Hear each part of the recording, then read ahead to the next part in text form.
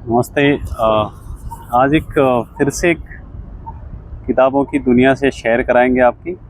एक बेहतरीन किताब लेके आया हूँ आज। इसका नाम है एवरीथिंग इज डैश। ये लिखी है मार्क मेंशन जी ने, और ये एक बहुत स्ट्रेट फॉरवर्ड, बहुत सीधे सीधे लिखने वाले लेखकों में है। इनकी किताबें न्यूयॉर्क बेस्ट सेलिंग पे रह चुकी हैं। इसके अलावा भी उन्होंने और 2-3 किताबें लिखी है, वो भी एक बहुत प्रसिद्ध किताब है। इसके अलावा वो सेमिनार करते हैं।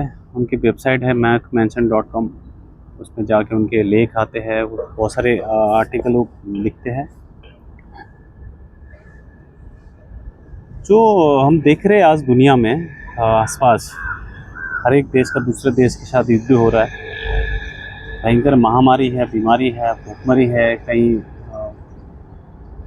चोरी है, कहीं नेचुरल डिजास्टर, क्लाइमेट चेंज की वजह से कहीं कहीं भूकंप आ रहा है, कहीं सुनामी आ रही है,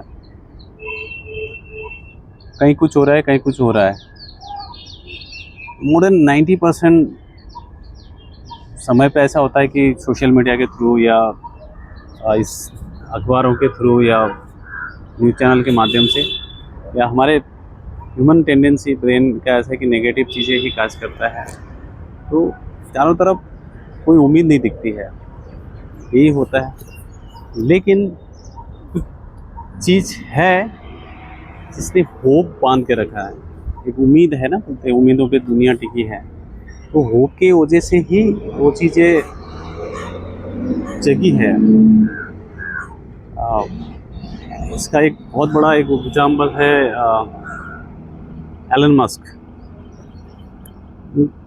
वो इस उम्मीद पे है, उनके पास वो रिसोर्सेस है, उनके पास वो टेक्नोलॉजी है, उनके पास वो नेटवर्क है, उनके पास हो सकता है भविष्य में मल्टी प्लानेट की एक दुनिया दिखाई उन्होंने। वो कहते हैं कि दुनिया के कुछ गिने चुने लोगों के हाथ में इस परमाणु का खतरा मंडरा रहा है, तीसरे विश्व युद्ध का। इसने भी दबा दिया तो पूरा ख़त्म हो जाएगा। तो उस समय ऐसा ना हो कि पुराने जो डायनासोर के जो पीढ़ी थी वो ख़त्म हो गया था, किसी एस्ट्रोनॉट वो सब गोला आके पृथ्वी पर टकराया था। तो ऐसा उस समय इसको मूव करने के लिए, ह्यूमैनिटी को कहीं दूसरे प्लानट शिफ्टने के लिए वो काम कर रहे हैं। ये बड़ा होप है। होप से ही हुआ है जो राइट ब्रदर ने एरोप्लेन की नींव रखी, या माइक्रोनी ने रेडियो की रखी, मार्टिन कूपर के फ़ोन का रखा, या ग्राम बेल ने टेलीफोन का किया। जो भी इलेक्ट्रिसिटी हुई है, वाईफाई हुआ, जो भी बेसिक आया, तो होप तो था उसका, तभी बन पाया। होप के लिए जाने से पहले एक इस किताब का टाइटल में मत जाइए आप। थोड़ा वो शब्द बड़ा, एवरीथिंग इज डैश, मतलब उसको बोलना कठिन है हमारी आसान भाषा में। उस टाइटल में मत जाए। जो किताब में जो व्याख्या करी गई है बहुत बेहतरीन किताब है, उसका आनंद लें, उसका मज़ा लें। सबसे पहले देखते हैं कि इस किताब को किसे पढ़ना चाहिए या किसे सुनना चाहिए। इस किताब में एक यहाँ पे एक न्यूटन के जो लॉज है इनमें बहुत अच्छे से बताया है इन्होंने।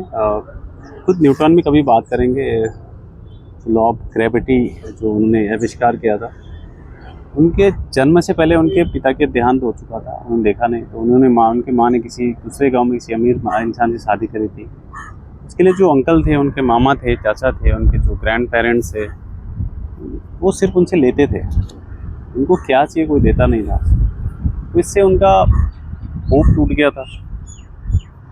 बट संयोग बस, या उनके खुद के विल पावर, डिटर्मिनेशन, कुछ ऐसा नेटवर्क इन्वायरमेंट की वजह से वो इतना महान वैज्ञानिक बन पाए।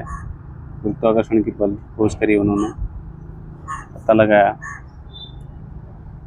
ऐसा कहते हैं कि उनके ऊपर एप्पल गिरा था, तो नीचे ही क्यों गिरा, ऊपर क्यों नहीं गया, आसपास क्यों नहीं गया।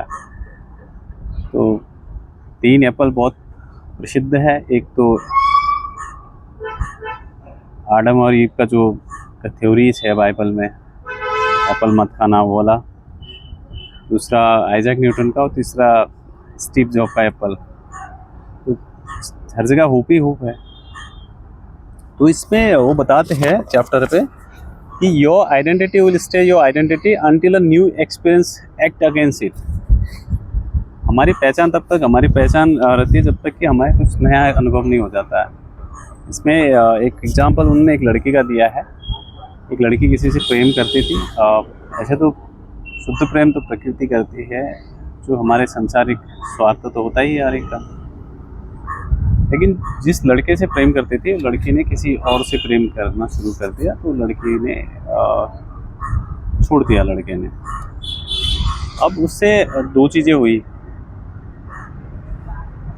एक, अगर वो ब्लेम करती है लड़के पे तो उसकी नज़र में पूरे लड़के कमीने हैं, पूरे लड़के बेवफा है, पूरे लड़के बदमाश हैं। उसको प्रेम से भरोसा उड़ चुका है।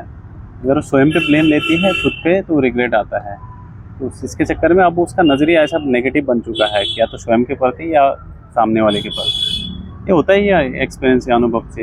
हर एक के जीवन में कुछ घटना घटती तो फिर हमको, वो कहते हैं ना कि दूध का जला हुआ छाछ भी फूंक फूंक कर पीता है, तो वही हालत सबकी होती है।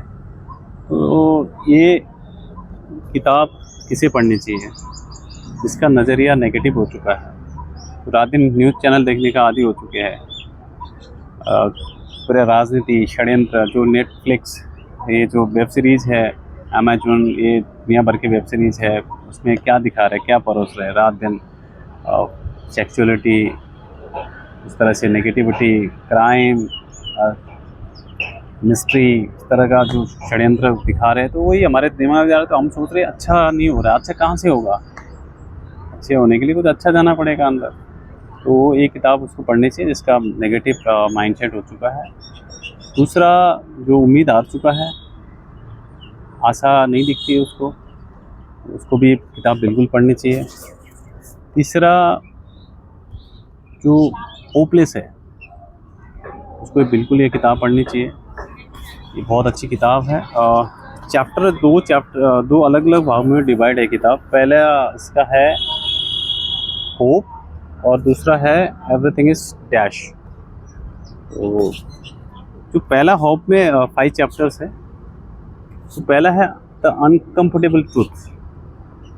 आप सोचिए कि जो आपने पूरा एक दुनिया बना के रखे अपने दिमाग में अपनी, तो कोई उसी पे प्रश्न लगाएगा तो क्या होगा।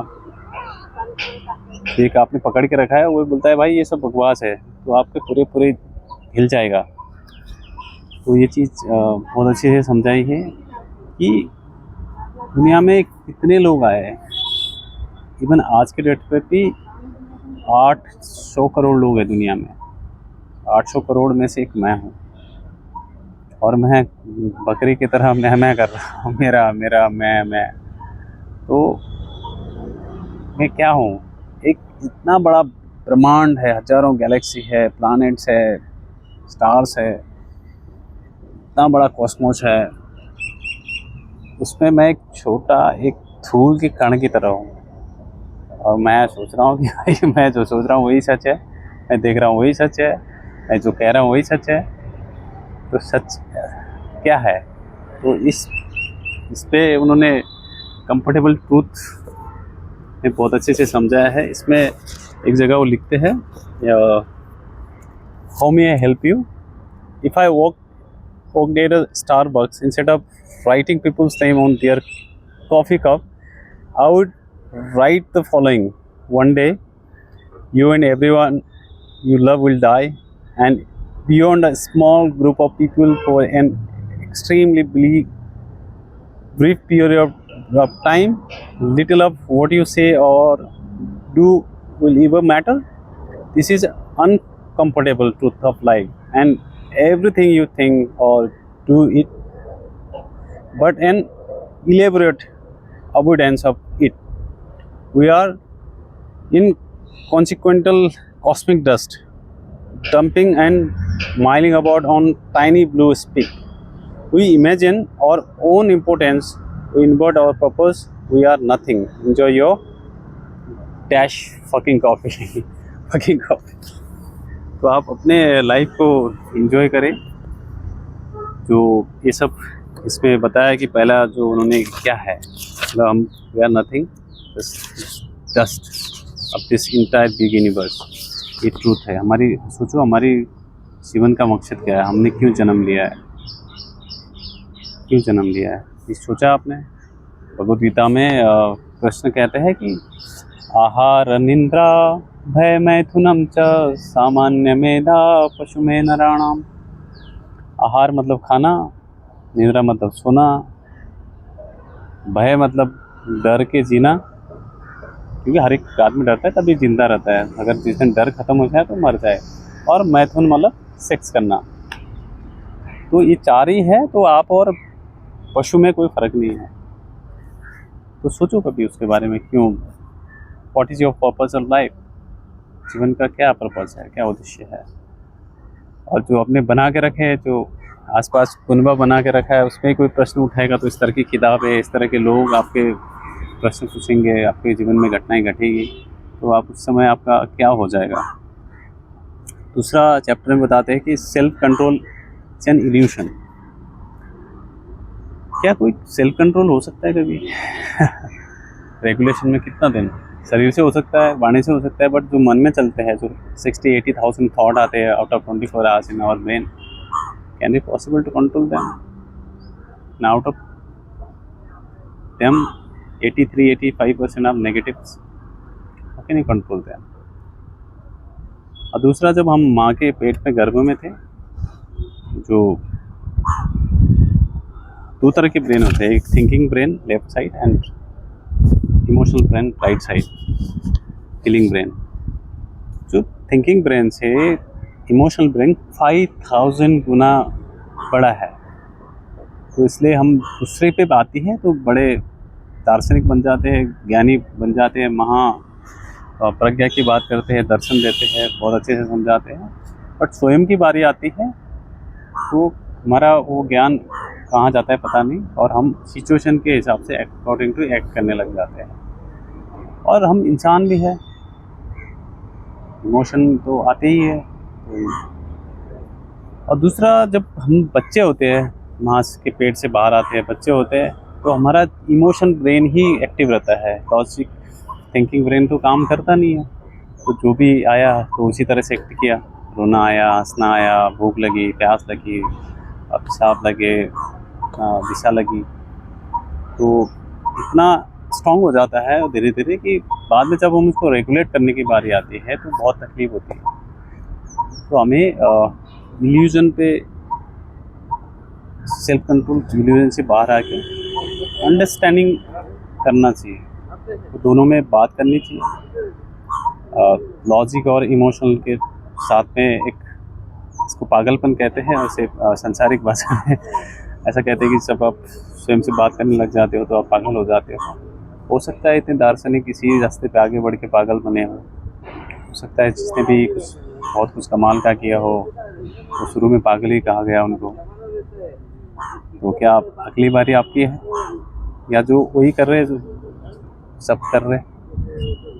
तो ये बहुत अच्छी से इस पे कंसेप्ट में समझाया है उन्होंने कि इल्यूजन, सब कुछ इल्यूजन है। और दूसरा, न्यूटन्स का जो लॉ है, उनके तीनों लॉज के बारे में उन्होंने बताया है। एवरी एक्शन इस इक्वल एंड अपोजिट रिएक्शन जो बताया है उन्होंने, इसमें बहुत अच्छे से बताया है। इसमें फिर से उन्होंने बताया कि जो चैप्टर 4 में how to make all your dreams come true, सपने कैसे आपके पूरे होंगे, इसमें बहुत अच्छे से एक छोटा है उसमें बताया है उन्होंने। अगेन चैप्टर 5 में hope is fuck dot dot dot उसमें बताया उन्होंने।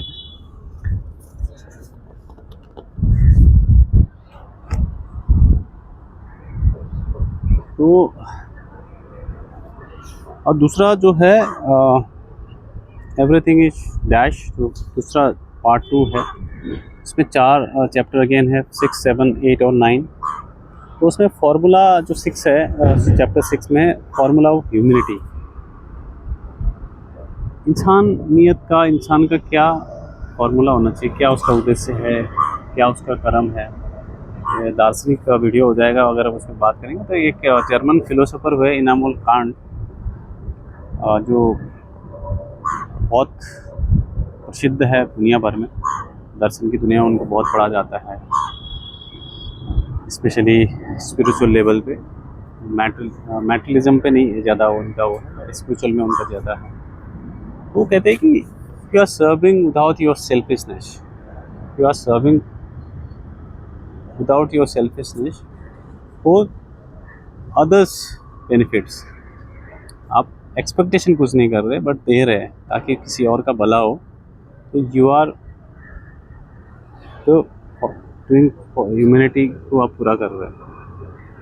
इसमें बहुत अच्छे से उन्होंने और भी बहुत सारे एग्जाम्पल दिए इस किताब में, उनके बारे में बताया है। तो चैप्टर 7 में बताया है pain is the universal truth constant.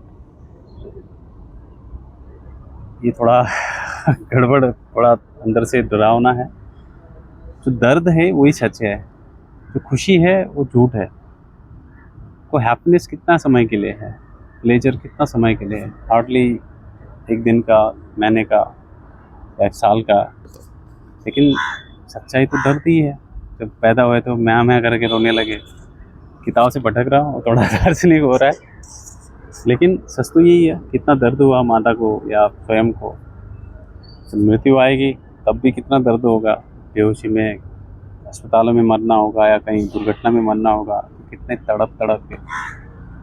या जीवन में हम एक अच्छी फ़ोटो खींच के डाल रहे हैं, एक अच्छा इवेंट शेयर कर रहे हैं, तो 24 घंटे में एक आध बार होता है, but 24 out of 24 hours we are suffering from the pain, physical pain, mental pain. Pain ही पेन है। कोई अच्छी फ़ोटो डाल रहा है, भाड़े में कार लेके घूम रहा है या भाड़े में कपड़े खरीद रहा है, कर्जा लेके अय्याशी कर रहा है, बट उसको देख के मेंटल पेन हो रहा है। यार लाइफ हो तो ऐसी। कैमरा में बहुत अच्छे से खुश होके फ़ोटो खींच रहे हैं, हमको लग रहा है कि यार वो पत्नी हो तो ऐसे हो, आइडल हो। हमारी तो ज़िंदगी घसड़ पड़ी है, एवरीथिंग इज डैश पड़ी, लगे पड़े हैं स्केल। तो ये पेन को आप एनिमी मत मानो। Pain is your not enemy, pain is your friend. Don't lose your hope. यहाँ पे बहुत इम्पोर्टेंट चैप्टर है ये 7। इसमें कुछ एग्जांपल्स दिए हैं उन्होंने। तीन चीज़ें उन्होंने बताई हैं कि क्या है इसे, how will you come out from this. तो फर्स्ट वन इज सेंसर, अपना कंट्रोल होना चाहिए हमें। दूसरा believe what you are doing, believe that it will help others as well in the society, in the future, for yourself, for the others. तो जब तक ये भरोसा नहीं आएगा कुछ नहीं होगा। आपको बिलीव होना ही चाहिए जो भी कर रहे हो। इवन चोरी भी कर रहे हो, I am not promoting this kind of propaganda, but until and unless you don't believe कि you will caught by the camera, caught by the police, आपको अगर ये बिलीव नहीं हुआ कि मैं कर रहा हूँ लेकिन कोई नहीं पकड़ सकता है, तब तो आप नहीं कर पाएंगे। मैं इस तरह की बातें कर रहा हूँ, थोड़ा आउट ऑफ ट्रैक है, बट बिलीव होना ज़रूरी है। तीसरा कम्युनिटी, जो बहुत इम्पोर्टेंट है। The community of people you around, hope you are sharing your thought with them, hope you are spending time together, hope आपके दोनों के एक ही रास्ते हैं, लक्ष्य एक ही है। अगर आपको जाना है दिल्ली और आप साथ में रहते हो कलकत्ता जाने वालों से, तो कैसे लक्ष्य में पहुंचोगे? संभव ही नहीं है। तो आपको हरा रंग पसंद है, किसी को लाल पसंद है, तो नहीं हो सकते, रास्ते अलग अलग हैं। तो ये होप को ज़िंदा रखना ज़रूरी है। एक विक्टर फ्रैंकलिन की किताब है। ये घटना दूसरे विश्व युद्ध के समय है, second world war during Hitler का टाइम। उसका मैन सर्चिंग फॉर लाइफ। इसमें ऐसे ऐसे अनुभव शेयर करे उन्होंने। उनके सामने हजारों लोगों की हत्या होती थी जेल में, उनको एक चीज जिंदा रखा था, वो था होप कि यार आज नहीं तो कल मैं बच जाऊंगा। नहीं पता, लेकिन अंदर से कहीं ना कहीं था कि होप था कि बच जाऊंगा। बहुत अच्छी किताब है, कभी उसे पूरा एक वीडियो ही बनाएंगे आधे घंटे का या 1 घंटे का। कमाल की किताब है, one of the best books for hope में जो लिखी गई है। वैसे तो हेलन केलर की भी है, बहुत सारी किताबें और भी है, तो वो किताब जो है कमाल की है। उस तरह के जो नर्क से जाके जीवन जीना, और हम लोग वो हीरो मानते हैं। हम देखते हैं ना कि उम्मीद ख़त्म हो चुकी है, आशा की किरण ख़त्म हो चुकी है, वहाँ से जो सर्वाइव करके आते हैं। हम देखते हैं कि महीनों भूखा रहा जंगल में फिर भी बच गया है, महीनों प्यासा रहा तब भी बच गया है। ऐसी घटना घटी जीवन में कि बचने का कोई संभव नहीं था, कोई चांसेस नहीं थे, फिर भी वो सर्वाइव कर गए। हम फिल्मों में देखते हैं, किताबों में पढ़ते हैं, और उनको उदाहरण के तौर पे पेश करते हैं। जैसे कुछ घटनाएं होती है कि एक एग्जाम्पल, बहुत सारी घटनाएं हम उसको हीरो आइडल मानते हैं। क्यों? क्योंकि उन्होंने ऐसा सर्वाइव किया है। उनका क्या था, एक होप था, एक बिलीव था, और कम्युनिटी मिली उनको कि हाँ ये वो चीज़ें हो सकती है। आप कुछ कह रहे हो भाई ये चीज़ें हो जाएगी, कर सकते हैं, बट सामने वाला कह रहा है ये नहीं होगा। आपके बात बात में आपके टांग खिंच रहे हैं बंदर की तरह यार after all we are the monkeys mind only.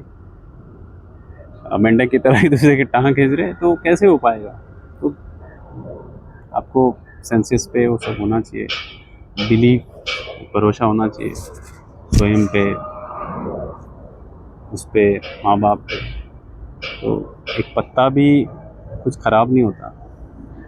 एक जो पेड़ से पत्ता गिरता है, ये अब वृक्ष को उसकी आवश्यकता नहीं, नए पत्ता उस पर जगह लेगा, लेकिन वो गिर गया है, सूख गया है, उसका कोई वो नहीं है। लेकिन ऐसा नहीं है, थोड़ा ध्यान से देखोगे, वो पत्ता वहाँ से उड़ के कहीं और जगह पहुँचा, फिर वो सूखा, वहाँ पे पानी गिरा, फिर वो किसी और पेड़ के लिए एक खाद का काम कर रहा है।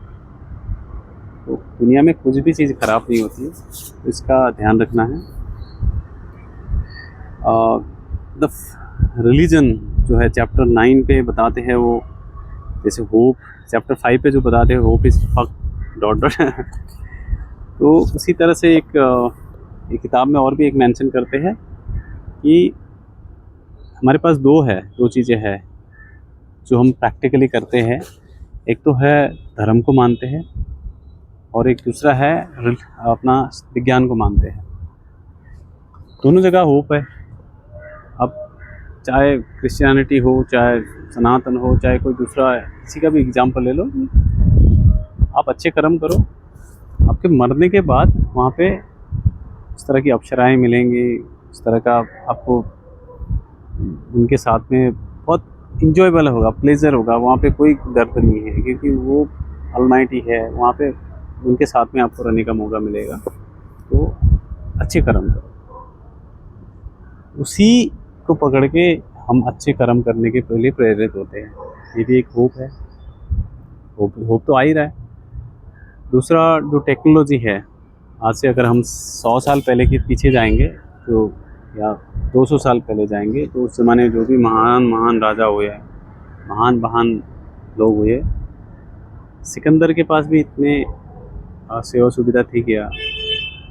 अगर यूनान से आने के लिए, ग्रीस से आने के लिए, यूनान से आने के लिए उनको यहाँ आने का होता, तो घोड़े ही चढ़ के आना होता। बट आज हम 1 घंटे में या कुछ ही घंटों में हम पहुँच रहे। या एक ज़माना था जब यहाँ से अमेरिका पहुँचते 3-3, 4-4 महीने लगते थे जहाज़ पे। आज कुछ ही घंटों में पहुँच रहे। सब अवेलेबल है फिंगर टिप पे। एक उंगली दबाने की आवश्यकता है, सब कुछ अवेलेबल है। तो ये सब किस लिए हो पाया है? इसलिए सब हो पाया है कि किसी न किसी ने होप दिया है। तो अगेन जो उसका जो पहला चैप्टर है, फर्स्ट चैप्टर जो है द अनकंफर्टेबल ट्रुथ, सब छोड़ो। क्या आपने दुनिया बना के रखी है, क्या आपने भरोसा करके रखा है, कौन क्या कहता है, कौन क्या सुन रहा है। अपने सपनों को जियो, किताब को अच्छे से पढ़ो। अपने प्रैक्टिकल लाइफ में इसका थोड़ा भी अगर 1% भी अगर आप एवरीडे इम्प्रूव करेंगे तो पूरे साल में 365 दिन कितना परसेंट आपका ग्रोथ होगा, कितना परसेंट होता है देखिए, इनका मल्टीप्लाई करिए। तो इसमें ये किताब का थोड़ा एक छोटा सा समरी है, आप किताब पढ़ के खरीद के पढ़ सकते हैं। अच्छी अच्छी समरी अवेलेबल है, अच्छे अच्छे गूगल प्लेटफॉर्म में, गूगल में उनके ऑडियो बुक्स अवेलेबल है, तो सुनिए, प्रैक्टिकल लाइफ में इम्प्लीमेंट करिए। आपको ये कैसा लगा हमारा छोटा प्रयास, इस पर आपका लाइक कमेंट बिल्कुल करें, और एक छोटा सा बटन होता है वहाँ पे एक लाल तरह का, सब्सक्राइब करना ना भूलें, ताकि उसी से हमारा भोजन मिलेगा, हमें एक होप, उम्मीद की किरण जगेगी। और जिसको भी थोड़ा बहुत इस तरह के आगे सीखने के लिए होता है कुछ जीवन का, तो इसको थोड़ा आगे भी बढ़ाते रहिए। उम्मीद करते हैं कि आप अपना प्रेम देने में हमें कोई कंजूसी नहीं करेंगे। और धन्यवाद, thank you so much, see you on next.